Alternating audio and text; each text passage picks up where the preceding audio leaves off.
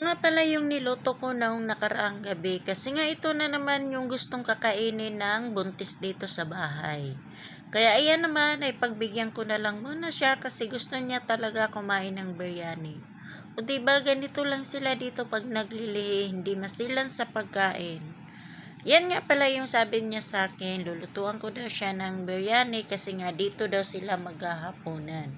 Kasama yung kapatid niyang isa at saka yung mga anak nung kapatid niya at saka syempre yung mga anak niya. Hello mga kakabs! Bago nga naman ako dyan sa aking pagluluto ay tumawag nga pala yung anak ng amo ko na yung naglilihi. Sabi niya sa akin, lulutuan ko daw siya ng chicken biryani. At syempre ako naman ay nagmamadali naman ako sa paggagayat ng manok. At yun nga pala ay pagkatapos naman ng paggayat, imamarinate ko muna to ng mga ilang minuto lang. Ayan nga pala ay pinagsama ko lang yung mga spices dyan. At saka syempre, hindi nawawala yung seasoning ng biryani.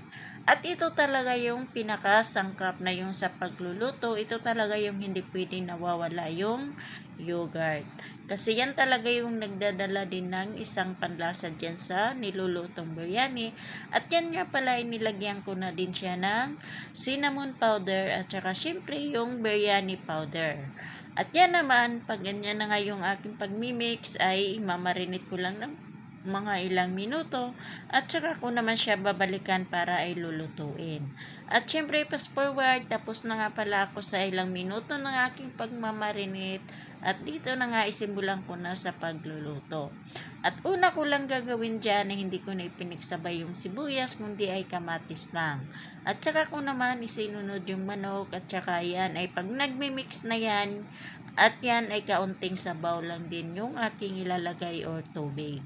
Hindi ko dadamihan kasi lulutuin ko lang din siya sa mahinang apoy kasi nga yan naman ay okay lang naman yan kahit konti lang yung sabaw na aking ilalagay dyan.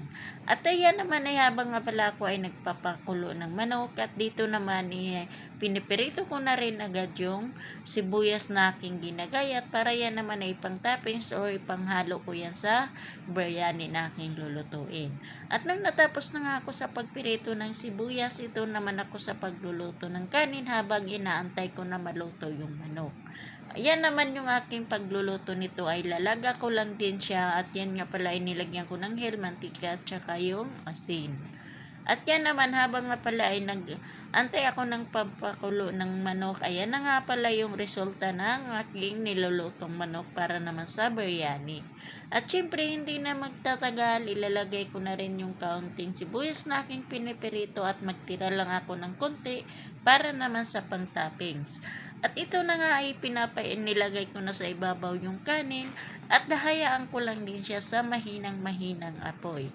At fast forward na nga, ito na nga ako ay nakapag-ready na rin para naman sa kanilang hainan. At syempre hindi nawawala yung salad na yung yogurt at saka yung pipino.